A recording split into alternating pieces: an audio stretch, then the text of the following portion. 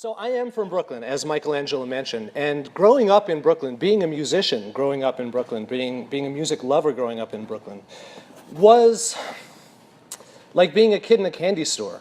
You know, I have such fond memories of walking down the street on Atlantic Avenue or on Fulton Street, seeing people breakdancing to boomboxes, hearing music pouring out of Pentecostal churches, hearing doo-wop bands singing a cappella on the corner, seeing people having toasting battles or rap battles in front of blimpies. The number of personal memories I have of Brooklyn's thriving musical culture are innumerable. And beyond that, the borough itself, objectively speaking, has contributed so much to American culture and to world culture.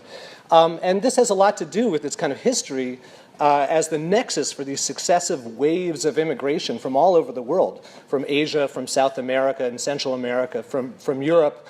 And what's really incredible about Brooklyn's musical heritage, I think, more than anything, it's not that these different groups and these different individuals came in and each settled in their own spots and continued doing as they had done before.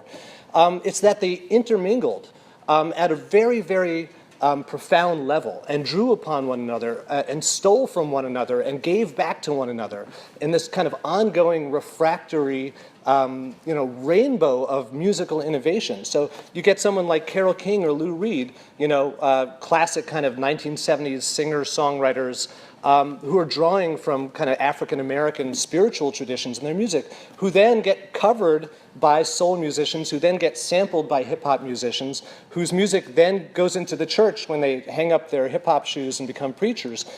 So it's this incredible kind of process by which Brooklyn is speaking to itself. And the process of Brooklyn speaking and singing to itself is the process really of humanity discovering who we are collectively. I don't mean to sound like a hippie, but I'm trying to convey my sense of wonder and awe at Brooklyn's long history of powerful cultural innovation.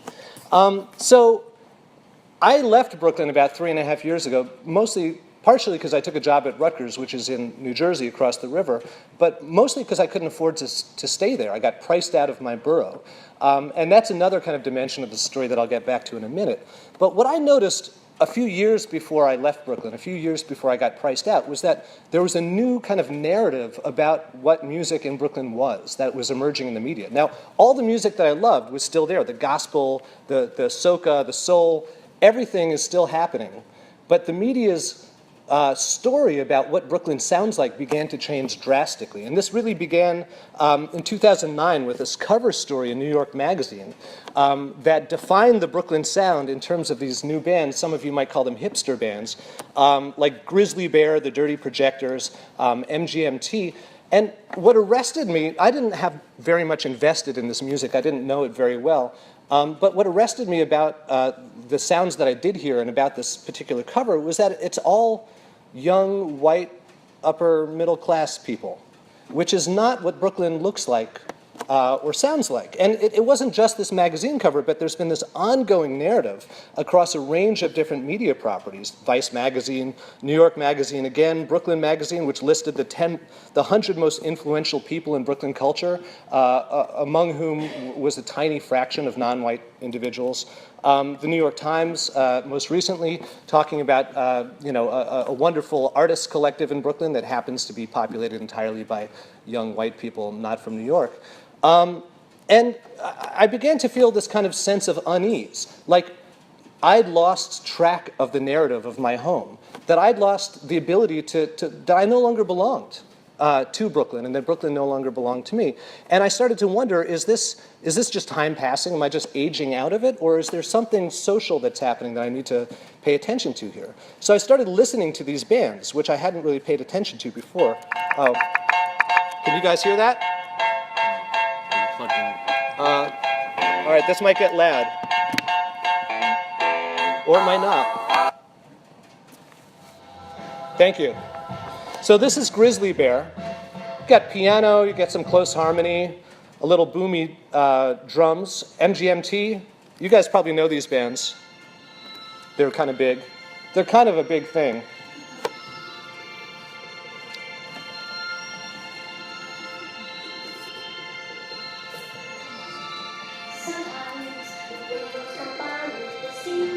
that wasn't exactly right.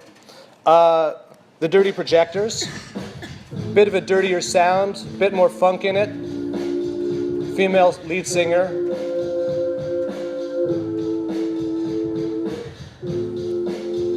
Maybe a little bit ode to British trip hop of 20 years ago. Parquet Courts, kind of classic, kind of post-punk. Vampire Weekend. More close harmonies by guys with high voices, boomy drums. Kind of paisley pop vibe. So none of these bands actually sounds the same. There is no Brooklyn sound that I can discern, right? Everyone's talking about the Brooklyn sound. These bands don't sound anything alike. The only thing that I can tell that they have in common sonically is the absence of any Black or Latino influence or any reference to previous musical styles from Brooklyn, which, as I described before, is really historically anomalous. Brooklyn music has always been about Brooklyn music. So you don't have to take my word for this. I went online to a site called Music Bloodline, which is powered by a metadata search engine called Rovi, and I looked up the top musical influences listed in this database for each of these Brooklyn bands. And what I found was that if you chart where these musical influences are from, they're from all over America, and in some cases from the UK, but none of them are from New York City, right? So not a single one of these kind of characteristic bands, these flagship bands of the so-called Brooklyn sound, actually draws at all on the history of the sound of Brooklyn for their aesthetics. Now, there's a social dimension to this, right? If you look at who the actual band members are in these groups, these are not New Yorkers. And as I said before, Brooklyn it's an immigrant borough, right? There have been successive waves and waves and waves of people from all over the globe coming into Brooklyn and bringing their music with them. And that's no different when you talk about these bands that characterize the Brooklyn sound. The only difference is they're not coming from other countries. They're coming from our country, right? All of these musicians, with very few exceptions, are coming from the Midwest. They're coming from the Boston area. They're coming from DC. They're coming from Texas, right? They're coming not from other countries, not from New York, but from the Midwest and the American South into exclusively North Brooklyn, right? Specifically Williamsburg and the halo of neighborhoods surrounding Williamsburg. Now, there's a broader demographic story that surrounds this kind of social migratory story, right? Now, look very closely at that map of Brooklyn. Here's a map of the changes in the demographic profiles of different areas of Brooklyn during the exact same years. So you can see that in North Brooklyn, around Williamsburg, the white population has actually grown drastically over the last decade. All the Black and Latino people moved further and further south. And there's basically been an influx of Asians from Queens to the northeast and an influx of white people from Manhattan to the northwest. So Brooklyn, the old Brooklyn, is essentially getting pushed towards the bottom. And if you look at and Brooklyn is becoming measurably less African-American, right? It lost 50,000 African-American citizens, even as the size of the borough grew by 40,000 during this decade. Now, look at this map again very carefully. You can see that there's a direct correlation between rents in these different neighborhoods in Brooklyn and these demographic shifts. So North Brooklyn has been characterized by multiple 100% rises in rents during those same years that it's become whiter, whereas the south end of Brooklyn has either remained stagnant or has actually dropped in real estate prices as blacks and Latinos have moved down there. Now, this is not simply a kind of economic causality. There's a larger socioeconomic picture here, right? These rising rents actually represent a significant economic threat to the people who are trying to live their lives in New York. This is a map from Trulia, the real estate site, that shows that between 2000 and 2014, the average price per square foot of real estate in Brooklyn quadrupled. Right? And that's across all of Brooklyn. Remember that chart that we saw in the previous slide where all of South Brooklyn actually stayed the same or got cheaper. So all of this amazing rise is concentrated in that neighborhood in North Brooklyn that all these musicians happen to move into. Right? Now, this has imposed real economic burdens. This is data from Harvard, and it actually shows all of the big American cities. It's not just New York. But we have an unprecedented burden that rising rent prices represent for the economic well-being of families living in major American cities, to the point where 50% of renters have severe or moderate financial risks from paying the rent every month. The same thing, if you look at this longitudinally, you can see that people's incomes were going up and their rents were going down or staying the same until about the turn of the century. When all of a sudden those two curves cross, rents start to skyrocket at exactly the same moment that people's effective incomes go down. So there's been this real kind of divergence between what people can afford and what people are being asked to pay for their housing in American cities, right? And you can't divorce this trend from the larger social trend of the growing portion of overall wealth represented by the wealthiest 1% of our society, which across our country has risen back to the levels that we saw prior to the Great Depression, but in New York has risen by about twice that much. Right? So New York is this kind of concentrated, exaggerated redistribution of wealth upwards into the hands of the 1%, right? And that's kind of the larger economic picture in which this is all taking place. So part of what I'm arguing here is that this media narrative that's redefining Brooklyn as a bunch of wealthy Midwestern young white people is not a reflection of the changing demographics of the city, but is actually a kind of legitimation. It's a whitewashing, literally and figuratively, of the sound of New York in a way that makes it seem natural and necessary and inevitable that the 1% would be taking over the city and forcing everybody else out further and further down. And we can see in terms of real numbers, there's been a massive growth in income segregation in New York. New York is now the most income segregated city in the country by several different measures. And New York City's schools are among the most racially segregated public schools in the country, right? This is a city that is promoted as being the great melting pot of the great melting pot. So I think this is probably the starkest figure. You know, you can see that, again, beginning in 2000, the amount of segregation faced by African American and Latino families had been reducing in American cities up until 2000, when they began to sharply climb again, right? And it just so happens coincidentally that these are the very years during which the Brooklyn Sound arose as a media narrative. Now, a lot of you might be thinking, well, hold on a second, Mr. Sinnreich, or Aram, or Prof, you can call me whatever you want. Sharon Jones just gave a keynote address last night, and Sharon Jones, isn't she part of the Brooklyn Sound? And she's a proud African-American woman who plays proudly African-American music. And yes, that's true. Brooklyn has actually had a great growth in these kind of soul revival bands, these retro soul bands, like Sharon Jones and the Dap Kings, and Lee Fields and the Expressions, and Auntie Ballas, and thanks to these local record labels like Truth and Soul and Daptone Records. And by the way, I'm a musician, as I mentioned before, and I play in an African-American fronted, multi-ethnic soul band myself, and have been for 20 years in New York, so I take this very personally and very seriously. But what I'm concerned about is that the same media narrative that classifies these North Brooklyn bands as the Brooklyn Sound also categorizes this music as retro. And what does retro mean? Retro means the past, right? So here's a sonic model of racial integration. Here's a sonic model of black people running organizations, right? Here's a sonic model of Latinos, blacks, whites, and Asians all working together towards something and drawing on one another and building something collaboratively that is now being redefined as an artifact of the past, of our social history. So this is really, to me, the flip side of the same coin that legitimizes our increasing segregation and the increasing dominance of the 1% economically in America's cities by privileging the Brooklyn Sound as being the only legitimate sonic imprint of our city. Now, I'm hardly the first one to raise some concerns about. There has been some backlash. We've seen the recent Salon article came out a few weeks ago about being priced out of New York, much like I was. There have been lawsuits about predatory practices and segregationist landlords. David Byrne famously wrote an article in The Guardian last year that basically said that real artists can't afford to live in New York anymore, so fuck New York, which wasn't the most proactive approach to the problem, but at least it raised it for a lot of people.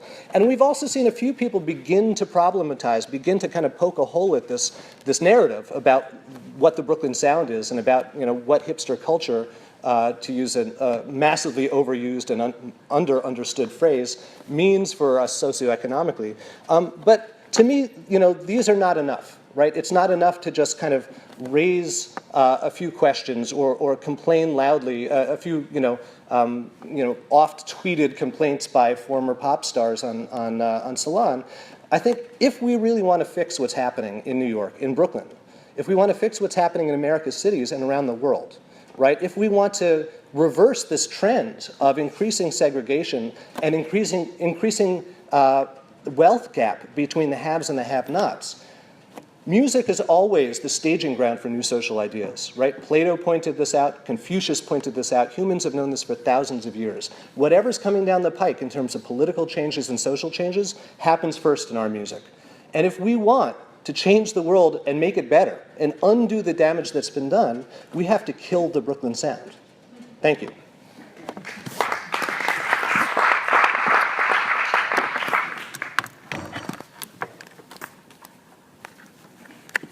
I want to I'm going to open this up to, we'll have time for at least one question, but before Chris is ready to go, but I live in Bed-Stuy. And I can tell you from firsthand experience that a lot of what is going on right now, this isn't necessarily, just in terms of the changes that are going on in the neighborhood. Obviously, like, I live in a brownstone, and every other day there is a note under the door looking for the owner to consider selling the property.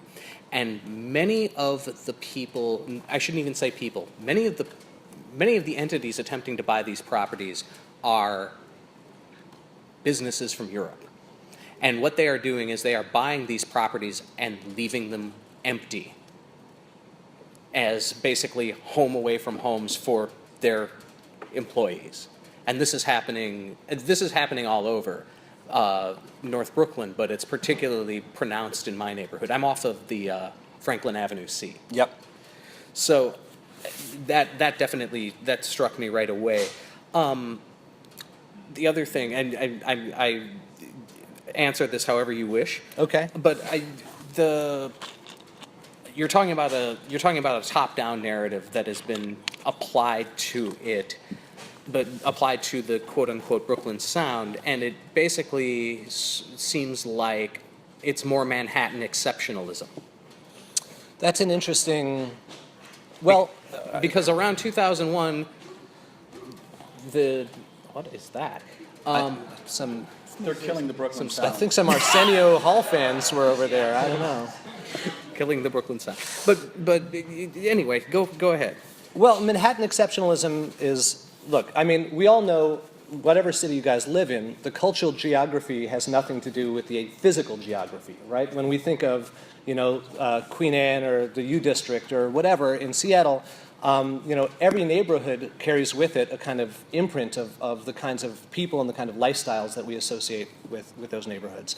And to say Manhattan exceptionalism is really to say, the social dominance of white-collar,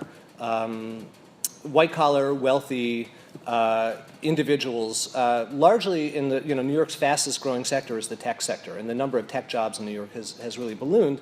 And part of the reason that North Brooklyn is so attractive to workers in that sector is because it's right across the river from where a lot of their jobs are in downtown Manhattan. So a lot of the jobs are also in Dumbo. That's true, which is, by the way, where I grew up. It's a neighborhood called Dumbo that's right on the river between the Brooklyn Bridge and the Manhattan Bridge. And when I was growing up in the 80s there was literally not a single store in the neighborhood. Now you can't afford to buy, lunch in one of those stores unless you take out a line of credit. I think to reduce it to Manhattan exceptionalism or this person versus that person, I mean, I don't want to blame the hipsters. I don't want to blame the musicians. I love music. Some of these bands, that Grizzly Bear song is pretty good. I have nothing against it. What I have a problem with is a media narrative that privileges one tiny strip of sounds over this beautiful panoply of sounds and the only political function of which is to privilege one tiny subgroup of people as the legitimate inhabitants of my city. And you could argue that we both benefited as white people, more or less, from waves of earlier gentrification, and that's certainly true. But this is, as I think I showed through the economic data, this is an anomalous period of time that goes far beyond what we traditionally think of as the gentrification of city neighborhoods, and has everything to do with the resegregation of the American society. Do we have any questions from the audience? Yes. Do you think that the intent of this media narrative that you're talking about is to promote Brooklyn as this new kind of whitewashed town, because understanding?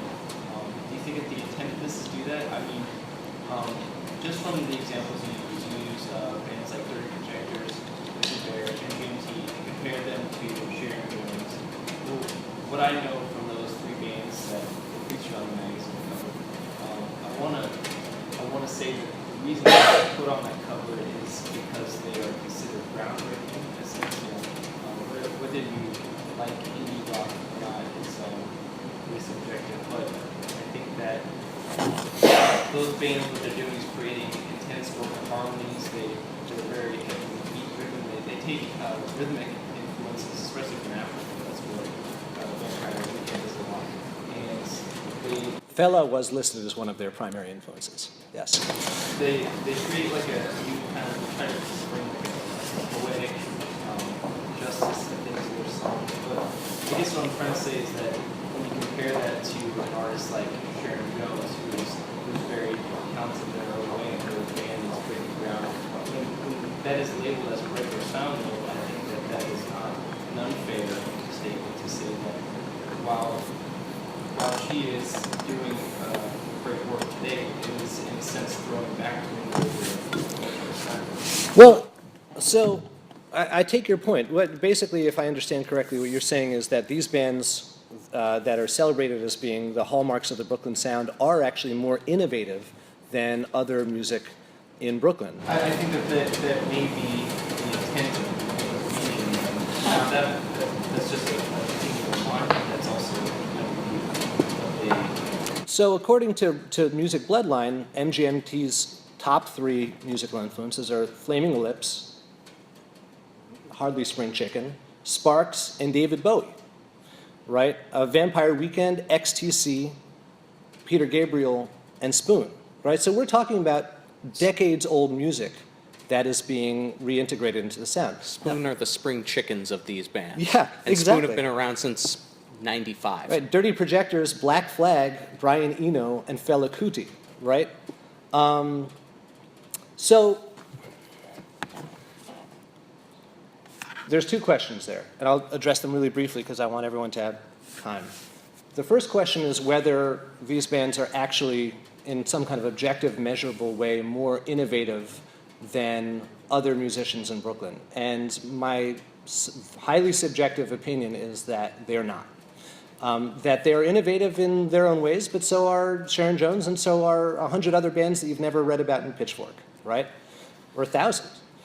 Now, the larger question is, why is the media doing it, right? Where does this come from? And what I can tell you is, I'm a media professor. That's my day job. These things are never conspiracies. It's not like a bunch of editors got together in a room and were like, let's force the blacks out of Brooklyn, right? Let's tell this new story. It's a much more subtle, pervasive, insidious process whereby we collectively choose to privilege certain narratives over others in terms of where advertisers choose to advertise, where readers choose to read, where writers choose to write, where editors choose to assign. And that it's really the collective effects of those decisions up and down the media chain have these emergent effects that ramify socially in all kinds of unpredictable ways, but that often, in fact, almost exclusively benefit whichever institutions are powerful at that moment in time. So. Yeah, go for it. Is it also possible that part of the problem is that none of the editors of those publications are black and that they aren't? That's able to tell exactly the story right. Through those same publications? You're That's absolutely precisely right. Yes, thank you for pointing that out. Yep. Right, there is a real segregation in the New York media industry as well. Yeah, and we're going to move on to Chris in just a second, but I will also say that it's always a good idea to question the intentional fallacy.